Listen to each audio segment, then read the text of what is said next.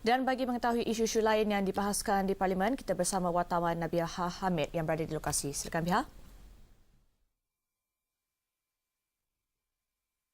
Terima kasih rakan setugas di studio. Kini anda bersama saya Nabiha Hamid bersama langsung daripada sidang Dewan Rakyat Parlimen.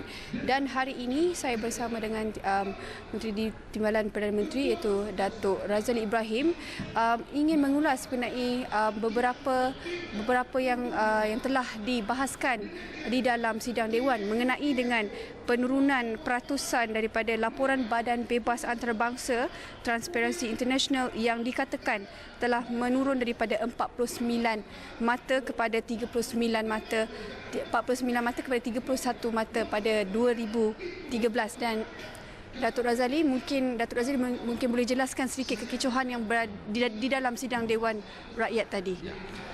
Tadi dipersoalkan tentang inisiatif yang dibuat oleh kerajaan.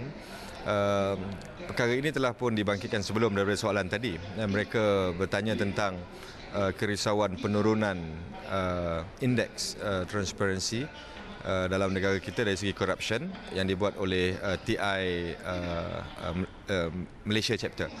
Jadi saya faham memang ada pimpinan daripada pembangkang yang secara serta-merta menyalahkan kerajaan, mempersoalkan kenapa laporan itu sebegitu rupa. Jadi jawapan saya tadi yang pertama, kita ambil serius.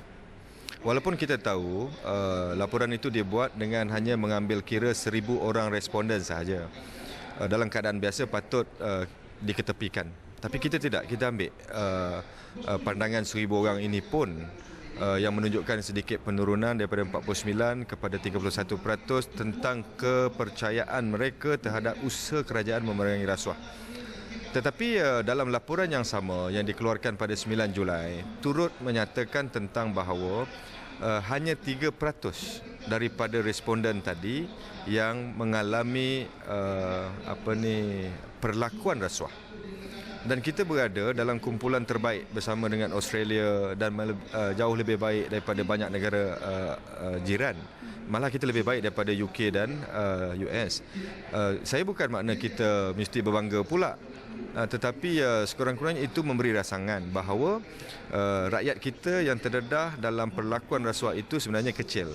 30 orang daripada 1,000 orang. Seperti yang dilaporkan. Namun begitu, kita nak beritahu kita committed. Cumanya kita kesal.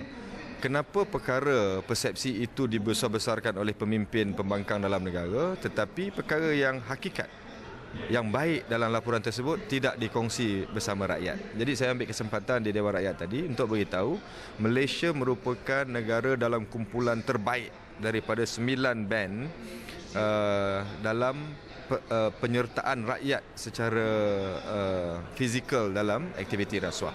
Jadi ini rangsangan untuk kita terus lagi mempergiatkan, dan saya juga nak beritahu memerangi rasuah bukan hanya semata-mata menghentikan perlakuan rasuah, tetapi juga menghilangkan terus keraguan dan persepsi terhadap rasuah itu. Kerana kadang-kadang rasuah tak berlaku tetapi persepsi wujud. Rasuah perlakuan pun tak ada, persepsi pun tak ada. Memandangkan isu persepsi itu masih lagi tinggi dan selalu dibangkitkan. Jadi mungkin apa lagi lain antara kerajaan, usaha dan inisiatif kerajaan untuk mengurangkan persepsi mengenai tangani gejala rasuah tersebut? Satu, saya rasa kita tak boleh elak dari segi penyertaan semua. Jadi sudah tentu dari segi hebahan, ancaman rasuah semua tahu, tetapi dari segi penglibatan rakyat terhadap usaha kita. Sebagai contoh, wujudnya apa yang dipanggil SIAP yang dipersoalkan tadi, yang ditanya, diajukan soalan tadi tentang SIAP, Suruhanjaya Integriti Agensi Penguatkuasaan, rakyat kena tahu. Kita hanya dapat kurang 500 aduan kerana rakyat cukup tahu tentang BPA, Biro Pengaduan Awam. Tapi rakyat belum tahu secara luas tentang SIAP ini. Jadi SIAP ini sedang kita pertingkatkan. Kalau macam SPRM semua tahu, tapi SIAP ini adalah satu badan yang melihat kepada 19 agensi penguatkuasa dalam negara, dan apa juga aduan terhadap salah laku, kecuali rasuah, akan ditangani oleh jawatankuasa ataupun Suruhanjaya ini.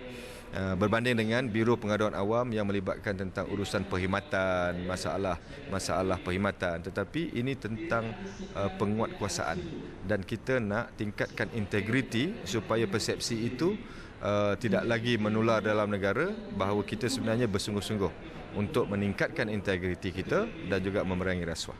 Baiklah, terima kasih Datuk kerana sudi bersama Isra Awani, dan nampaknya itu saja yang dapat saya kongsikan bersama anda. Teruskan bersama Isra Awani untuk mendapatkan perkembangan dari masa ke semasa. Kita kembali kepada rakan setugas di studio.